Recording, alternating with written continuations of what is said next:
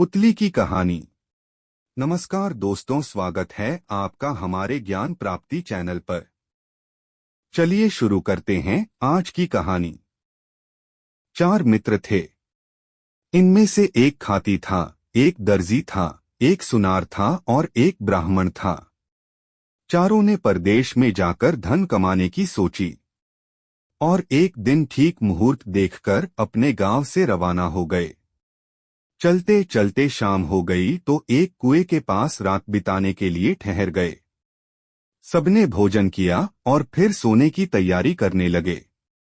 सुनार के पास सोना था, इसलिए उसने कहा, भाइयों, सबका एक साथ सो जाना ठीक नहीं होगा। दर्जी ने कहा, हाँ भाई, ठीक कहते हो, हमको बारी बारी से पहरे पर जागना चाहिए। ब्राह्मण ने सबके पहरे का समय निश्चित किया। पहरे पर सबसे पहले खाती की बारी आई। वह जागने का प्रयत्न करने लगा, किंतु थकावट के कारण उसको नींद आने लगी। उसने सोचा कुछ काम करना चाहिए। खाती ने एक लकड़ी का टुकड़ा लिया, औजार निकाले और पुतली बनाने लगा। अपना पहरा खत्म होते होते उसने लकड़ी की एक सुंदर पुतली बना ली और फिर दर्जी को जगाकर सो गया। दर्जी ने देखा पुतली तो बहुत सुंदर बनी है। उसने रंग रंगीले कपड़े निकाले, पुतली का नाप लिया और फिर सीने लगा। अपने पहरे के समप में उसने पुतली के लिए अच्छी सी चोली और घेरदार घाघरा तैयार कर लिया। साड़ी के नाप का चूंदड़ी का कपड़ा लिया और पुतली को सभी कपड़े पहना उड़ाकर खड़ी कर दी। फिर आधी रात के बाद सुनार की बारी आई। वह सोना निकालकर गहने बनाने लगा। धीरे धीरे उसने बोरला, झेला, कर्णफूल, नथ, हंसली, हार, चूड़ियां, पायलस भी गहने बना लिए और पुतली को पहना दिए। पुतली गहनों कपड़ों में बहुत सुंदर दिखने लगी। अंत में ब्राह्मण की बारी आई। वह पुतली को देखकर विचार में पड़ गया। उसने सोचा, इस पुतली को अपने मंत्र बल से जीवित करना चाहिए। वह मंत्र बोलता हुआ उस पर जल छिड़कने लगा। सुबह होते होते पुतली जीवित होकर जवान लड़की बन गई। सवेरा होते ही सभी जाग गए और सुंदर लड़की को अपने पास देखकर आश्चर्य करने लगे।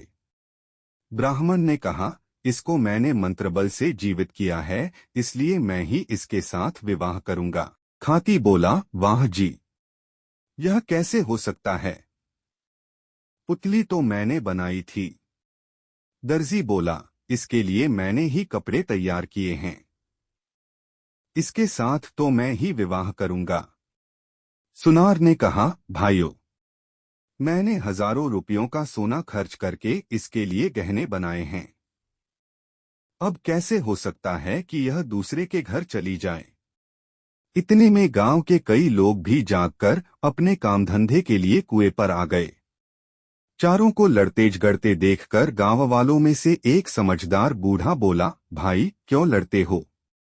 पूरा मामला समझाकर कहो। चारों ने बारी बारी से अपने बयान दिए और लड़की के साथ विवाह करने का अपना अधिकार बताया। बूढ़े ने सबकी बातें समझकर कहा, खाती ने पुतली बनाई और ब्राह्मण ने इसको जीवित किया, इसलिए दोनों इसके बाप हैं। दोनों में से किसी का भी विवाह इस लड़की के साथ नहीं हो सकता। रही बात दर्जी की, इसने कपड़े तैयार किए हैं। यह काम मामा का होता है। विवाह पर मामा मायरे के रूप में कपड़े लाता है और विवाह करने वाला व्यक्ति गहने लाता है। गहने पहनाने वाला सुनार है। वही इस लड़की से विवाह कर सकता है। सबको यह न्याय स्वीकार करना पड़ा। सुनार उस लड़की से विवाह कर अपने घर लौट आया और दोनों सुख से रहने लगे। ऐसी ही